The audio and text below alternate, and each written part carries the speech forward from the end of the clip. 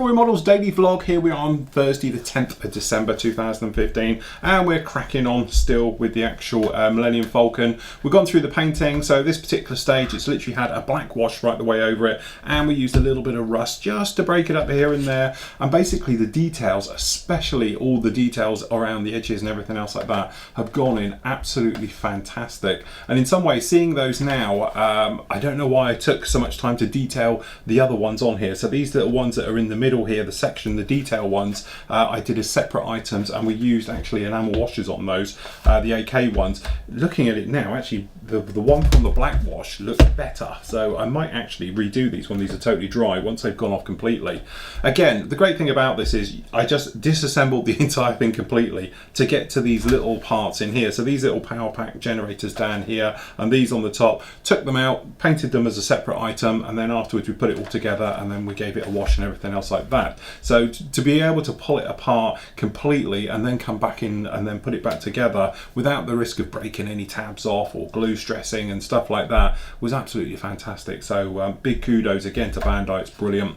Next up with this, going to get a flat coat, and that will dull it completely down. We might come in with a little bit of post shading, but they're definitely then going to come in with some oils, detail paint works. We're going to do some, you know, basically runoff marks where obviously things are starting to run down it, both direction going inwards on the other ones and then outwards on this one because of the way it falls. Okay, and we're going to put in a little couple of laser blasts, things like that. It's not going to be film accurate. I've looked around at it, and obviously this version here is the new one, but it's still from the Empire Strikes Back, where it has the 5 legs instead of the 3. So take your weathering anywhere between, you know, then and now. Different people do it different ways, but I am not doing it as the film piece. This is my interpretation of it, which I'm going to enjoy doing a lot more. So really enjoying that one.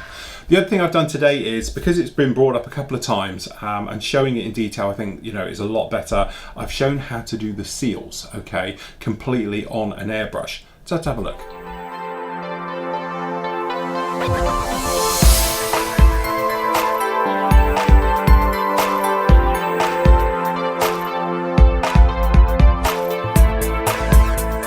Hello, welcome to Flory Models. Just a quick one for you. I'm going to teach you very quickly and simply how to change the seals on a Harder & Steenbeck airbrush. Now, it doesn't matter if it's particularly the Infinity, or just grab my other ones, or if you were doing it on one of the AL series or on an Evolution, the seal sets are roughly the same. The only slightly difference is if you have the CR Plus, it has a triple seal system in it, okay, and yet the Infinity has a single. Now, to be honest, I think mine is playing up a little bit. We've spoken about it a lot on the live shows, things like that, and I showed you quickly, but I thought it'd be better to put the camera down. First of all, make sure you're nice and clean and everything else, all right?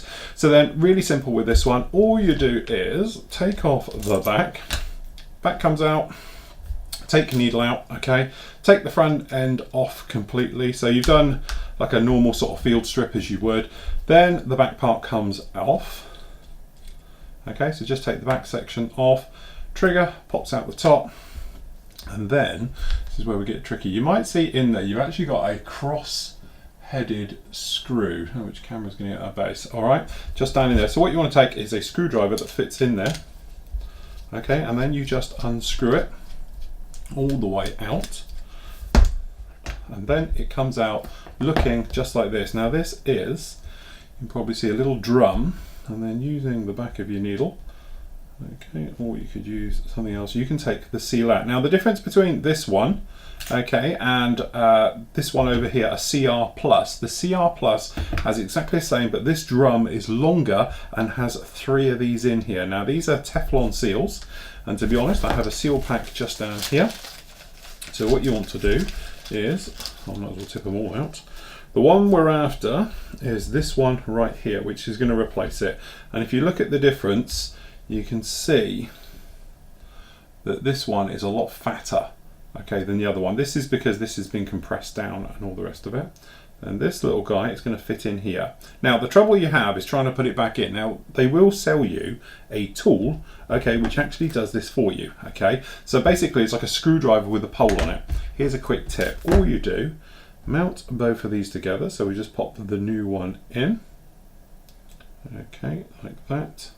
Then taking your needle, put it in back to front, and push it up. Okay, so then it's on the bar just like this. Doesn't matter if it slips up and down. Okay, and then what we do, we can actually, because it will grip it onto this, you can actually put it down, feed it in, and then holding it in the vertical, we're just going to pull the needle all the way out, and that's got it now sat down there. So then you just come back in with your screwdriver and we screw it up. Don't over tighten it, you just want it to be in there, if you know what I mean. Okay, that should go in there, and then what we'll do is we'll put this back together in, just to give it a bit of a birthday, and just give it a little bit of lubrication, because down here you've actually got, it all comes off as one, here we go. This is the air stem for it. So actually what you can do, the air is going to come out the hole on the side, doesn't come out the top. So what I'm going to do is just going to put a tiny little bit of lube on the top. Okay, we're just going to give that a wiggle. That just makes it freer, slips in and out easier, and everything else like that. So that will go back in. Okay, and then what we're going to do on the ball, okay, just a little bit on the ball, just like that. And also I'm going to do is just going to put a little bit into the needle chamber, and then using the back of the needle I am just going to run it around all in there. Okay, and we're just wiping all that entire section just so this all moves. Now we don't want gallons on there so it's flowing off and being horrible and everything else like that. So we pop this guy back in, sits in there, take your rear part. I pull the spring back just a little bit so it removes the trigger out. We just put the forward assembly in. Sits on the front. Just like that. Okay, needle goes in the back. Now when you're first putting the needle through, just push it slowly, okay, and when you want to feel that it's going in there but with only a small bit of resistance. If you've got a lot of resistance, it may be that the hole hasn't lined up for whatever reason. It should have done because you've pulled it straight through, but just be careful on that first push. If you are finding that, hello, something's gone wrong, okay, then it may be worth taking it out. Okay, so what I'm going to do is I'm just going to put in, you do it two ways. I'm just going to pull this back just a fraction. I'm going to put a little bit of lube just on around the edge here. Okay, and you can pull it back and hold it back if you turn it half, quarter turn. Okay, but so that just frees that up, and it just, everything down in here with that spring system should all be nice clean. And what I do, I put a little bit more lube, just a dab on the end, and then as we push the needle in through, it will pick it all up. Okay, and it will take it down to that seal, and then it should stop on the seal. But don't forget, this is water based, it shouldn't be a problem. Just goes on the back like that. In. Okay, and we should, in theory, grab an airline, be good to go. So just put this in. Okay, got a little bit of airbrush cleaner here, just to test. Okay, tiny bubbling. Front end isn't on tight enough. Okay, so if you get bubbles and it does this, okay, it's because your front isn't on. Tighten that up. And we're fine. No problem at all. Okay, what you want to do is just make sure you don't get anything coming out the back. Alright, so what you want to do, put some airbrush cleaner in it like that to test it through, and then literally all you want to do is just whip the back off. Okay, retract the needle again as long as you're happy, whip the back off. Okay, and just have a look down in there just to make sure there's no wet, moisture, anything else coming down the back. All right, but it should all be clean. Okay, and then that way you know that that seal is seated correctly and it's absolutely fine. You don't have to worry about it anymore, anything else like that. Okay, so we slip that back in there, and you will notice the first push through will be quite tight, but there we go, back to normal. So there we go, changing the seals.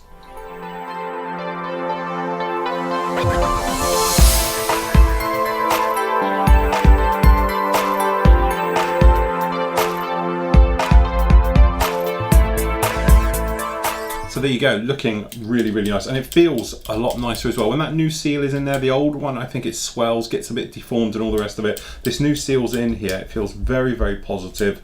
Really like the way it goes in, and also just pulling the needle in and out I don't know, it doesn't have sort of, it doesn't skip as it goes through, it sort of slides into position and all the rest of it. So, you know, really a nice feel to it. So in some ways it might be worth changing them. Now I don't change them that often considering the amount of abuse my airbrushes get, because as I said, I probably spend 10 hours a week on the end of an airbrush. I'm not very good with them. I'm not, you know, terribly good at disassembling, cleaning, putting them away, because they're always in use, so that's the way I look at it. But definitely worth lubing them up, changing off the seals every now and again, and I think, but it just feels so much nicer. When you do it with the CR Plus, which is the newer one, you probably hear it. That one's quite soft. This one feels a lot more snappy, a lot nicer, and everything else like that. So it's well worth doing the seals, and hopefully you've seen it now and the thing. And the little trick with using the needle to put it through saved me so much. As soon as I do it that way, oh, it's so much easier than sort of having to buy the tool or trying to line them up and get them in there without falling off and everything else like that. So there we go. That's about it for today. Don't forget, kit review day up to tomorrow. So we're going to be looking at some reviews that we've got a Star Wars one, to be honest. So part 1 of the actual Millennium Falcon build is up on the site now, so you can have a look at that one. And then on tomorrow, we're going to have actually R2-D2 and R5. Their builds are going to be up as well as a whole, because theirs is only a 1-parter. It's going to go up in one giant chunk. This one's going to be about a 3-parter, I think, and everything through. And then obviously this should be finished tomorrow, no problem. And we're going to crack straight on then with the Y-Wing. So until tomorrow, everybody, happy modelling. Take care.